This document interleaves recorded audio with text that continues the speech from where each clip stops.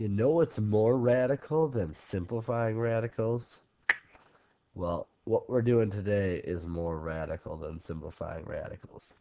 We're going to do operations with radical expressions, so like adding, subtracting, multiplying, and dividing. And that's what our two goals, our learning targets for today are based on.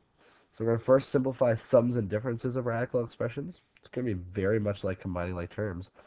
And we're going to also multiply and divide, so we're going to simplify products and quotients of radical expressions, and that's where it's going to be, there's going to be a lot of similarities to things you've done before, but there's also going to be some new things. So a couple terms as we get started. Like radicals are just like terms. They're radical expressions with the same radicands, or the portion under the square root is the same. So here's an example. 2 square roots of 3 and 5 square roots of 3. We're treating them like the square root is like a variable. Okay? Unlike radicals are radical expressions that do not have the same radicands. So example here, we could say 2 square roots of 3 and 3 square roots of 2. They don't have the same underneath the radical. All right, and conjugates are the sum and the difference of the same two terms. So like a minus b and a plus b. Those are called conjugates. Same things, only the one is adding and one is subtracting. We're going to use conjugates today. All right, so combining like radicals. Radical expressions in which the radicands are alike can be added or subtracted in the same way that monomials are added or subtracted. Okay, it's like combining like terms. So consider the radicand to be like a denominator. You must have a common denominator when adding or subtracting fractions, just like you must have common radicand to add in order to simplify. I would also say treat them like they're a variable. If you have 2x's and 4x's, that makes 8x's. Or sorry, 6x's. You have 6x. If you have 2 square roots of 2 and 3 square roots of 2, that makes 5 square roots of 2, because they're like terms. So, a couple examples here. We have 3 different terms that are alike. 6 square roots of 5 plus 2 square roots of 5, and we're going to change this to plus a negative 5 square roots of 5.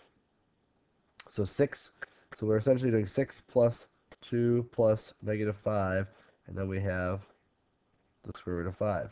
6 plus 2 is 8, plus negative 5 would be 3, so we end up with 3 square roots of 5 is our simplified result. Okay? Another example here, we've got some like radicals. So we have square root of 7 square roots of 2, which changes to plus and negative, and we have negative 6 square roots of 2.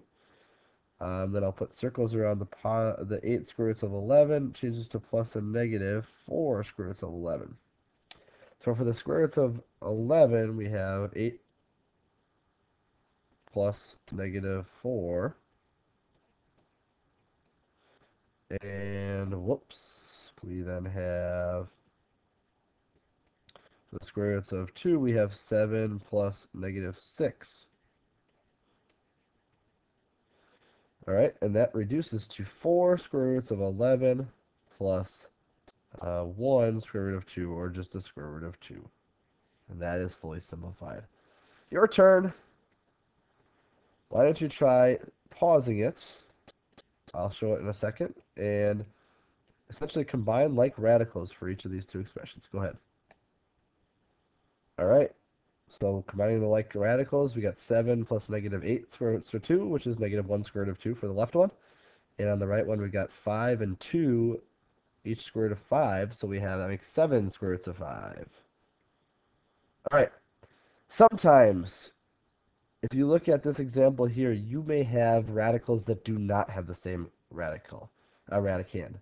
So we may need to do some simplifying like we did in the last lesson first to determine if they can be added or subtracted. So the first one cannot be simplified any farther, but this one certainly can. Let's do the square root of 4. That's a perfect square, and times the square root of 3.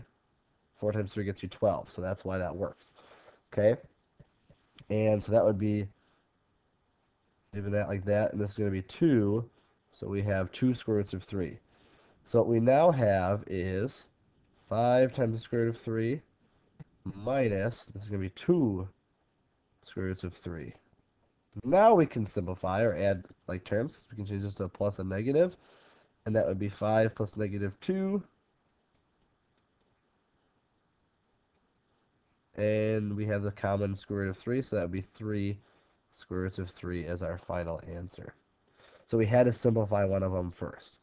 All right, so we have two examples here. I'm going to do the one on the left, and then I'm going to have you try the one on the right by yourself. So this one cannot be simplified, so we know we're going to have 4 square roots of 7 plus something.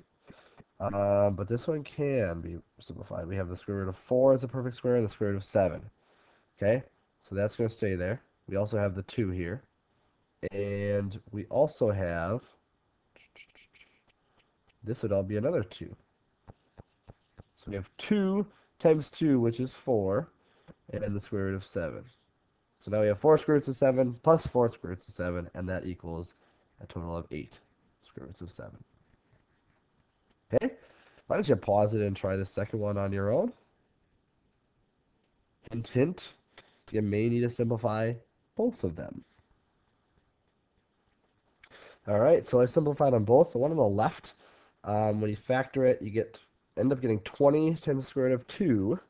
And the one on the right, you end up getting 12 square roots of 2, but I changed that plus or that minus to plus and negative, and you end up getting 20 square roots of 2 plus negative 12 square roots of 2, which is a total of 8 square roots of 2.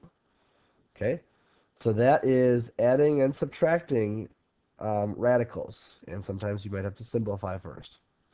Here's where it gets a little bit tricky, is when you multiply or divide radicals. Okay, so when multiplying radicals, or when simplifying a product like this, you can use the distributive property. Okay, we're going to use the distributive property, and then if we need to simplify, we can simplify after that. If both factors in the product have 2 terms, so then we're going to use the FOIL method, just like we have before with multiplying a binomial. So this first example, we're going to distribute. The square root of 10 goes to both the things on the inside. All right, so then we have the square root of 10. That gets us the square root of 60 plus the 3 times the square root of 10. The square root of 60 we can simplify, which is going to be 2 square roots of 15 plus the 3 square roots of 10. Can't simplify either of those any further, so that's our final result. Fully simplified. All right, here's an example of where you might have to use FOIL. Using the first, the outsides, the insides, and the lasts. All right, when you do that, you get 4 terms.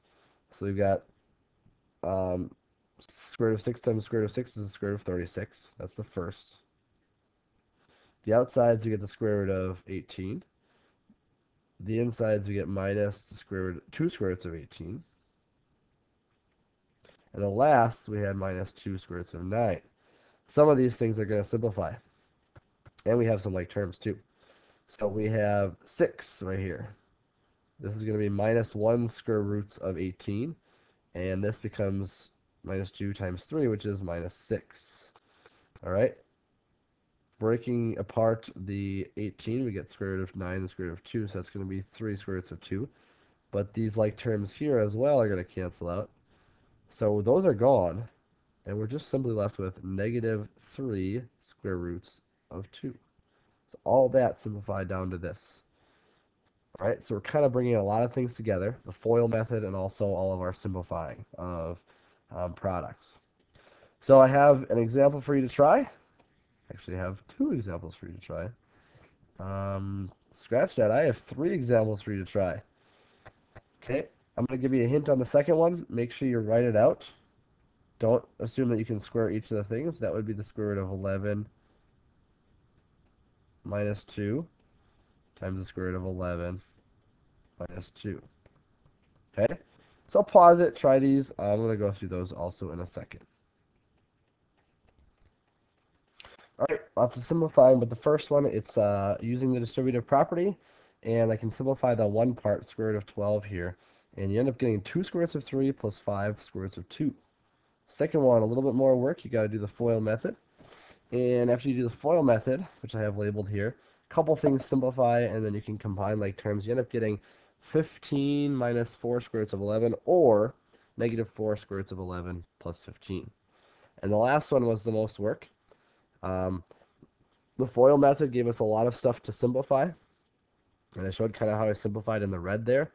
But I got 12 square roots of 2 plus 18 minus 24 minus 18 square roots of 2, and then I combined like terms to get negative 6 square roots of 2 minus 6, or negative 6 minus 6 square roots of 2. Okay?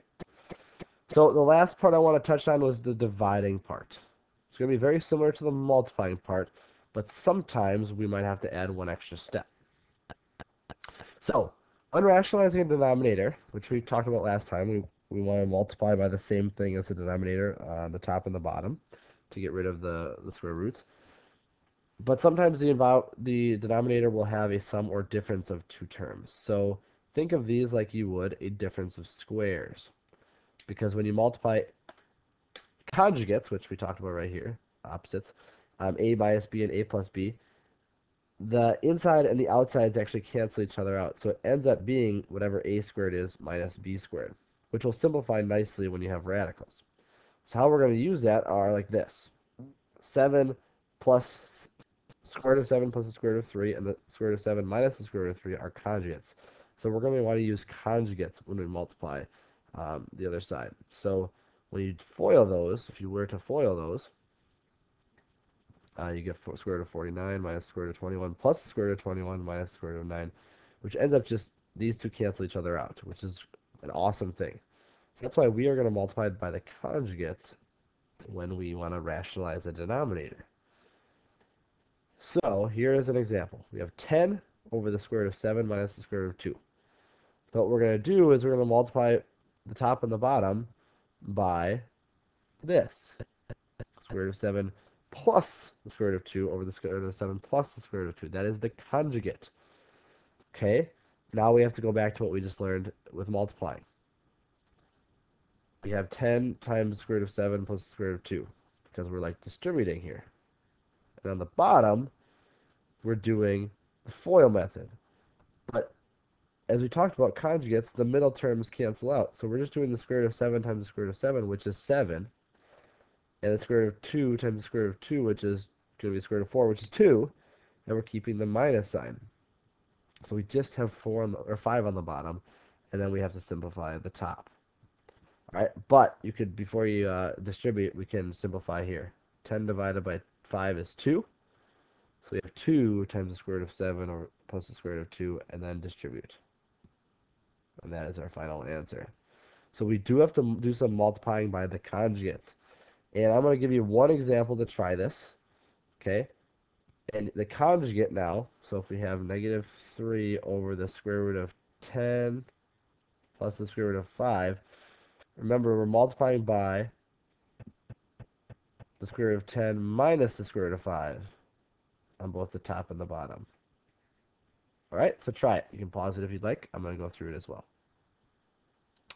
Okay, so if I do that, I get negative 3 times the square root of 10 minus the square root of 5. And remember, we can't combine the square root of 10 and the square root of 5 because they don't have a like radicand. On the bottom, the middles are going to cancel out, but we're going to do the square root of 10 times the square root of 10 because they're the conjugate, remember. And that's going to be the square root of 100. And just so you know, if I were to show this, it would be the square root of 100. Outsides would be minus the square root of 50. Insides would be plus the square root of 50. And that's why they cancel out. And the last are going to be minus the square root of 25. So that's where we get square root of 100 is 10. Oh. And the square root of 25 is 5. Okay? I'm going to also do the distributing right now because that's not going to simplify if we have a 5 on the bottom. So we have negative 3 square roots of 10 plus 3 square roots of 5 because we have minus a negative all over 5. And that is a properly simplified form of it. All right, that is the last thing I wanted to go through. I would like you to take a look at this closing question, see if you can figure it out. It says, a student simplified an expression as shown below. Describe and correct the error. So we're using the what we just talked about and see if you can figure out where the error was. Okay, and that takes us back to our overarching learning targets, which was to simplify sums, differences, products, and quotients of radical expressions. That's section 10.3. And yes, it is radical, dude. See you next time.